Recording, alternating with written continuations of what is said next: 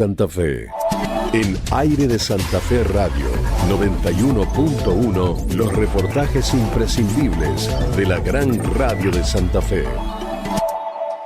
Y le agradecemos a quien ya está en comunicación con nosotras, es una reconocidísima periodista de nuestra República Argentina, periodista de investigación, Mariel Fitzpatrick, que va a estar en Santa Fe dentro de poquitos días, el 16 de septiembre.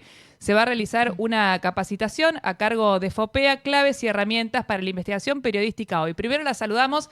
Hola Mariel, muchas gracias por tu gentileza para charlar con nosotras en este mediodía, ya casi tarde de sábado. Andrea y Nachi, te saludamos desde ¿Cuál es el plan en Aire de Santa Fe? ¿Cómo va? Hola, ¿qué tal? Buenos días, buenas tardes ya, casi, Andrea y Nati, muy contenta por esto que vos estás anunciando, voy a estar en Santa Fe ahora en muy poquito, una semana. Una jornada de capacitación para el periodismo de investigación, que está bueno poder charlar un poco de esto, Mariel, porque tal vez sea la rama del periodismo que puede ser que más cueste poder llevar a cabo, desarrollar en nuestro querido país. Bueno, en principio te diría que sí, porque el periodismo de investigación, digamos, demanda recursos, ¿no? Recursos de periodistas que puedan dedicarle un cierto tiempo a un tema, seguirlo, profundizarlo. Y nuestra profesión, por un lado, estamos en la vertiginosidad de lo que sucede en términos informativos, y por otro lado también en una situación que el periodismo y la situación de los medios no escapa a la crisis económica, por lo cual muchas veces es difícil que un medio también le permita a uno o más periodistas, en lugar de quizás de cubrirlo lo que sea lo diario, dedicarle más tiempo a trabajar un tema más a fondo. Pero yo creo que es esencial, porque ahí, en esa tarea de mayor profundidad periodística, es donde los periodistas podemos de alguna manera también dejar en evidencia el rol de la necesidad de un periodismo profesional, ¿no?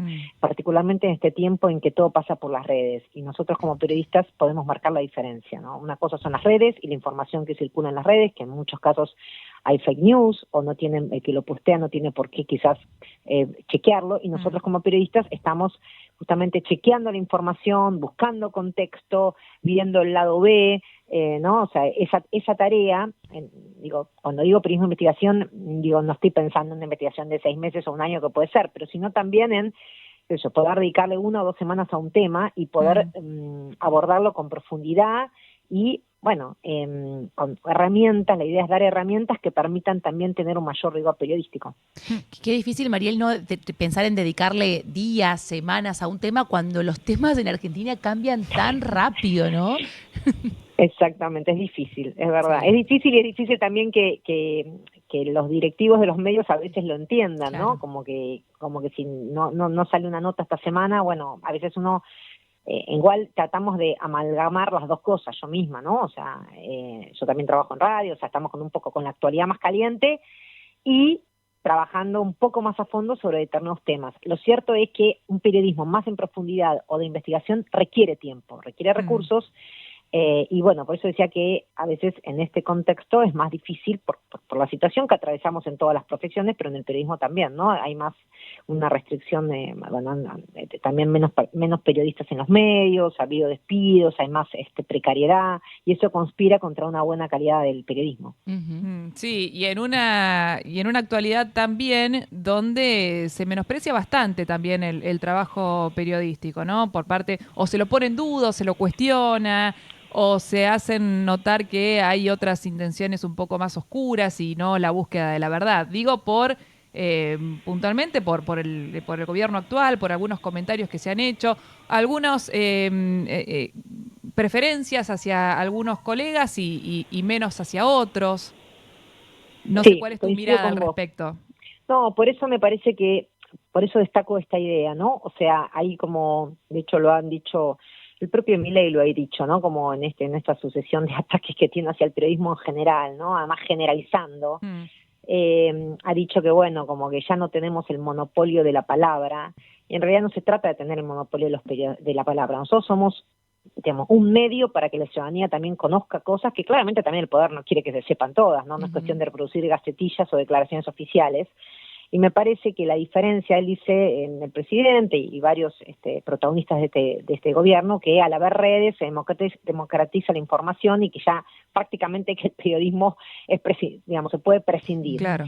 Y la verdad es que yo creo que no, por eso me parece muy importante esta capacitación que está haciendo FOPEA en todo el país para poder llegar a colegas que quizás no tienen tantas chances, porque me parece que un trabajo periodístico riguroso y a fondo es muy importante, porque si no se trata de, como te decía antes, recircular lo que quieren, digamos, del gobierno, del poder, digamos, difunden en gacetillas, en comunicados, en posteos en redes, y el periodismo requiere un trabajo profesional, o sea, uno como ciudadano puede postear o lo que quiera, pero como periodista tenemos una enorme responsabilidad de chequear la información, de, digamos, de profundizarla. Por eso me parece que conocer herramientas para incluso desmentir declaraciones que muchas veces son falaces de funcionarios, pero para eso hay que tener herramientas, ¿no es cierto? Y me parece fundamental en un momento en que se endiosa a las redes y se busca desprestigiar el periodismo en general. Totalmente. Y en relación a las redes, pienso, o a estas informaciones que llegan o a través de las redes sociales o de diferentes fuentes sobre un mismo tema, si te quedas con una sola, lo cual ya para el ejercicio periodístico es un error, pero para ejemplificar, ¿no? Llega algún parte de algún organismo oficial y uno se queda con eso. Y a lo mejor después si preguntaste a dos personas diferentes, te das cuenta que eso no es tan así o que hay otra mirada también sobre lo ocurrido. Exactamente. Porque ni siquiera la información que sale desde una, digamos, supongamos del vocero presidencial, por decir una fuente oficial, ¿no? Autorizada, muchas veces, bueno, hay cosas que no son exactamente así, pero ese es nuestro rol. Claro. Por eso me parece muy importante, los periodistas tenemos que ser, en este momento en que hay mucho cuestionamiento al periodismo en general, los periodistas tenemos que ser muy rigurosos y más que nunca tomarnos nuestra tarea con enorme responsabilidad y tratar de, digamos, nadie está exento de cometer errores, pero la idea es tratar de minimizar esa posibilidad lo más posible. Tenemos que también ser autocríticos sobre muchas veces cómo ejercemos la profesión y a veces el periodista termina siendo el centro o tiene un protagonismo que me parece que no es necesario o hay un demasiado exceso de opinión y me parece que tenemos que siempre volver a las fuentes del periodismo, ¿no? De buscar, priorizar la información, los datos. Yo trabajo mucho con datos, que siento que es una forma, con datos incluso a veces están disponibles, pero hay que encontrarlos y entenderlos y procesarlos y contextualizarlos, porque eso es una forma que luego si te quieren refutar, decir, bueno, esto está acá, ¿no? Claro. Esto surge de acá. Y no tiene como una intencionalidad política o uno está publicando algo que le dio una parte interesada. Así que me parece que, bueno, el desafío para el periodismo hoy es arduo, no son tiempos fáciles y también, bueno, hay que tener como el cuero duro para poder soportar las críticas, en algún caso podrán ser fundadas, en muchos casos no son fundadas y hay, como te digo, yo creo una cierta estrategia de hostigamiento al periodismo en general, porque así al descalificarlo, cuando después hay una investigación que al gobierno no le gusta, o al poder no le gusta, bueno, como que la idea es desprestigiar al mensajero, ¿no? Sí, y desviar la mirada también de muchos otros temas, ¿no? Claro, coincido, sí, totalmente. O lo que ha ocurrido, no sé, Marieli, de paso aprovecho para que nos expliques un poco, porque justamente en esto, sobre temas que al gobierno no le gustan, en estos últimos días hubo una modificación por decreto de la Ley de Acceso a la Información Pública, después hubo opiniones encontradas de propios voceros del gobierno y en definitiva hoy no sabemos a dónde estamos parados y qué ha pasado con eso. Sí, hubo un decreto reglamentario que cambió la reglamentación que ya se había hecho en 2017 de la Ley de Acceso a la Información Pública, que fue sancionada a comienzos del gobierno de Cambiemos en 2016, y que había sido una larga batalla de más de una veintena de organizaciones de la sociedad civil, entre las cuales estaba FOPEA, sobre la necesidad de una Ley Nacional de Acceso a la Información Pública, que la verdad fue un gran logro cuando se sancionó. Fue reglamentada en 2017, algo que normalmente con las leyes, a veces cuestiones de letra chica o finita, hay que esperar la reglamentación. Lo que generó mucha preocupación de este decreto que se conoció el 780 de 2024, que se conoció el lunes, es que este decreto que modifica la reglamentación vigente altera el espíritu de lo que es información pública que estaba definido en la ley. Y se mete en el campo habla de la esfera doméstica y la información privada de los funcionarios.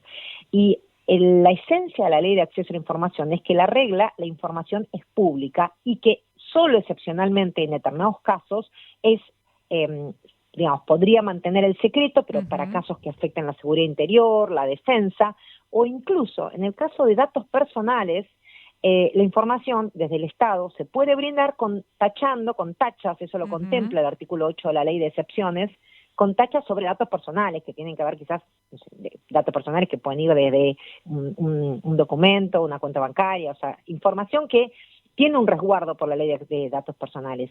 Pero me parece que este decreto tiene varios aspectos peligrosos, altera la definición de información pública tal como está concebida en la ley y siguiendo todos los parámetros internacionales, amplía el motivo por el cual se puede negar, por ejemplo, cuando pudiera información que pueda referirse a los movimientos, desplazamientos de personas bajo, digamos, la posibilidad de que pusieran ponerlo en riesgo, pero, por ejemplo, no sé si podríamos acceder con este nuevo decreto a los ingresos a la Quinta de Olivos, también aquello que pueda generar un daño o un perjuicio a un tercero, bueno, también, o sea, esto es muy discrecional.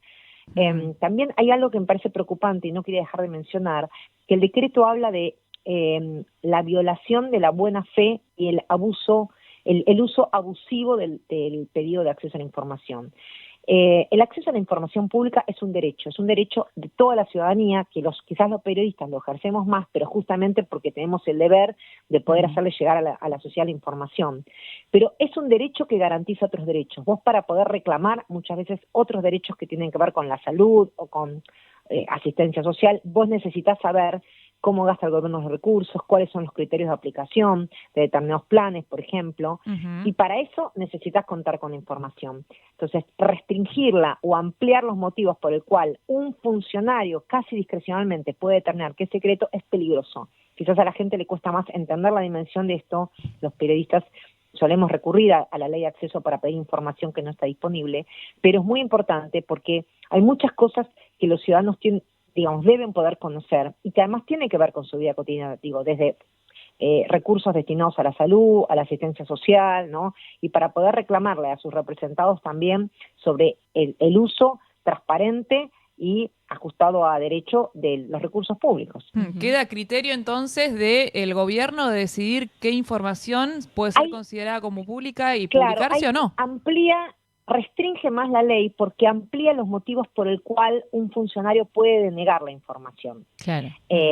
Incorpora esto de lo que refiere a la esfera doméstica. Bueno, estamos en estas últimas semanas en medio de una escena, digamos, de todo lo que fue los accesos a Olivos durante la pandemia, la situación que se dio en lo que era la residencia Olivos respecto a posible violencia de género. Bueno, ¿eso es esfera doméstica o es esfera pública? Un presidente, un funcionario, está sometido mucho más que un ciudadano común al escrutinio público, y esto lo dice la Corte Interamericana de Derechos Humanos.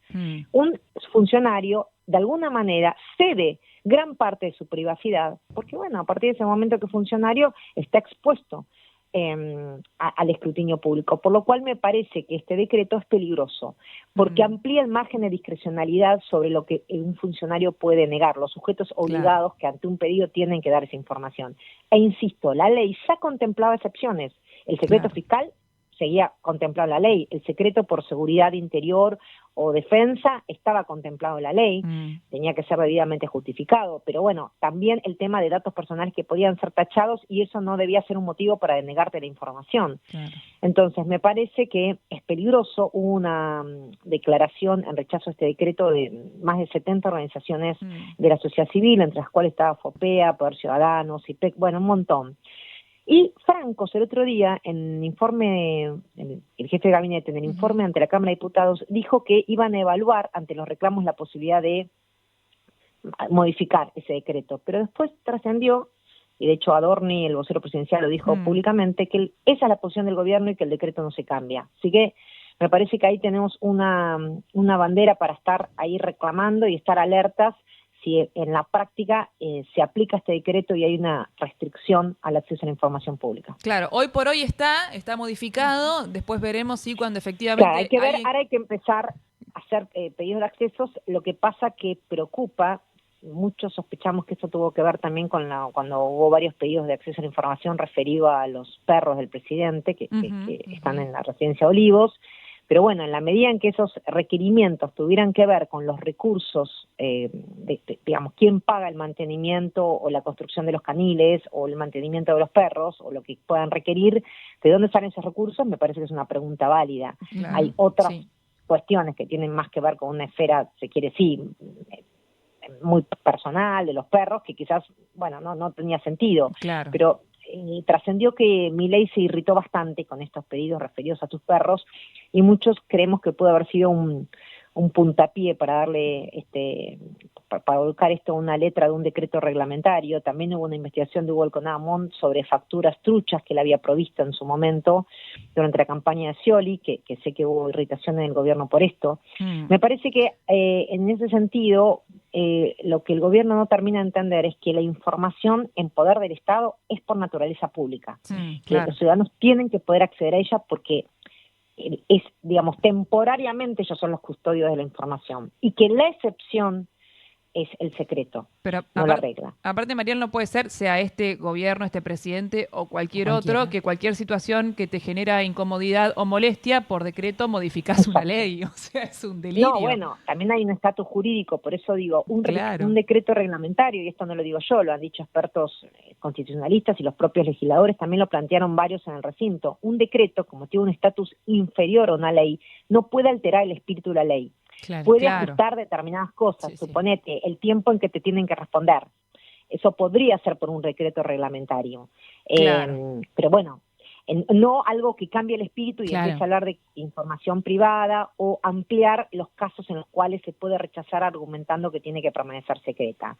Y también hay otra, esto que te decía, que creo que no terminé la idea, de que habla de la violación de la buena fe y el uso abusivo de este derecho, que puede caber, o sea, mezcla la justicia civil, puede caberle a quien incurra en este uso abusivo que un juez le imponga una indemnización según lo prevé el artículo 10 del Código Civil y Comercial. Es un derecho garantizado por ley y por tratados internacionales que Argentina suscribió. Entonces, incluso, por ejemplo, para entrar a la OCDE, el tema de la transparencia y el acceso a la información es clave. Claro, claro. La verdad es que no deja de ser de preocupar, por supuesto, porque me parece que hay como una tendencia ya marcada de cómo actúa el gobierno frente a determinadas situaciones y circunstancias.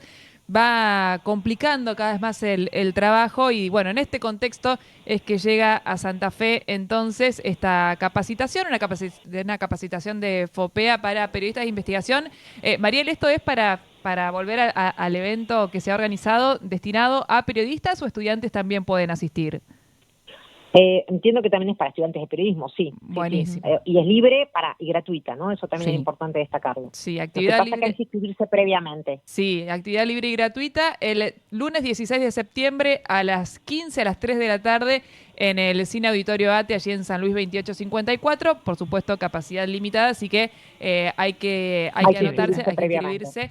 Mariel, muchísimas gracias por esta charla con nosotras aquí en ¿Cuál es el plan? En Aire de Santa Fe. Nos veremos el lunes 16, entonces, allí en ATE. Sí, perfectamente. Vamos a estar ahí y espero entonces verlas personalmente y bueno, ojalá haya una buena convocatoria. Muchas gracias. Que tengas un buen fin de semana. A ustedes. Chau. Adiós. Buen fin de semana. Mariel Fitzpatrick.